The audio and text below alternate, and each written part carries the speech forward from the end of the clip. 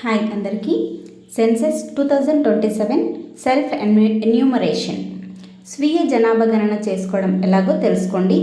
ఈ అవకాశం 15 రోజులు మాత్రమే, అంటే ఏప్రిల్ 30 వరకు ఉంటుంది.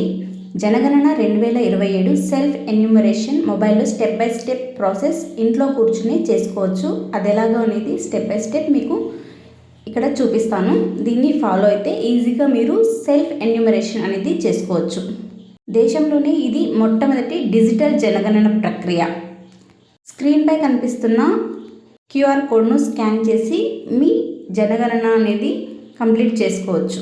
లేదా ముందుగా స్క్రీన్పై కనిపిస్తున్న పోర్టల్ను సందర్శించి మీ రాష్ట్రం, కేంద్రపాలిత ప్రాంతాన్ని ఎంచుకొని క్యాప్చా కోడ్ను ఎంటర్ చేయాలి. నెక్స్ట్ స్టెప్ వచ్చేసి కుటుంబ యజమాని పేరు, ఇంటి పెద్ద పేరును నమోదు చేయాలి. అప్పుడే మొబైల్ నెంబర్ అనేది ఇవ్వాలి. దానికి ఓటీపీ కూడా వస్తుంది. ఒక కుటుంబానికి ఒక మొబైల్ నెంబర్ మాత్రమే వాడాలి. అదే మొబైల్ నెంబర్ను వేరే కుటుంబానికి యూజ్ చేయలేము.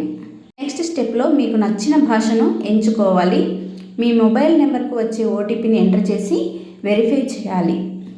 వెరిఫై చేసిన తర్వాత నెక్స్ట్ స్టెప్లో మీ జిల్లా, పిన్ కోడ్, గ్రామం లేదా పట్టణం వివరాలు నమోదు చేయాలి. రెడ్ మార్కర్ వస్తుంది. దాన్ని ఖచ్చితంగా మీ ఇల్లు ఉన్న చోటికి డ్రాగ్ చేయాలి. అప్పుడు లాంగిట్యూడ్ అనేది తీసుకోబడుతుంది. నెక్స్ట్ స్టెప్ వచ్చేసి ఇళ్ళ జాబితా ప్రశ్నలన్నింటినీ పూర్తి చేసి వివరాలు ఎంటర్ చేశాక ప్రివ్యూ చేయాలి. ఇంటికి సంబంధించిన బేస్మెంటు, వాల్స్, టాపు ఏ విధంగా ఉంది అనే క్వశ్చన్లు అడుగుతాయి. ఫైనల్ సబ్మిట్ చేయాలి. అది చేసిన తర్వాత హెచ్ అనే అక్షరంతో మొదలయ్యే 11 అంకెల విశిష్ట ఎస్ఈ ఐడి జనరేట్ అవుతుంది. ఎస్ఈ ఐడి అంటే సెల్ఫ్ ఎన్యూమరేషన్ ఐడి అనమాట.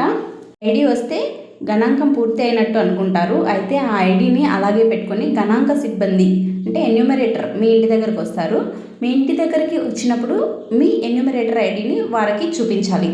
ఐడి వారి డేటాతో సరిపోలితే ఆమోదించబడుతుంది, లేకపోతే మళ్ళీ ఎన్యూమరేటర్ డేటాను సేకరిస్తాడు. ఇంకెందుకు ఆలస్యం, వెంటనే వెళ్ళి సెల్ఫ్ ఎన్యూమరేషన్ చేసుకోండి. బాయ్.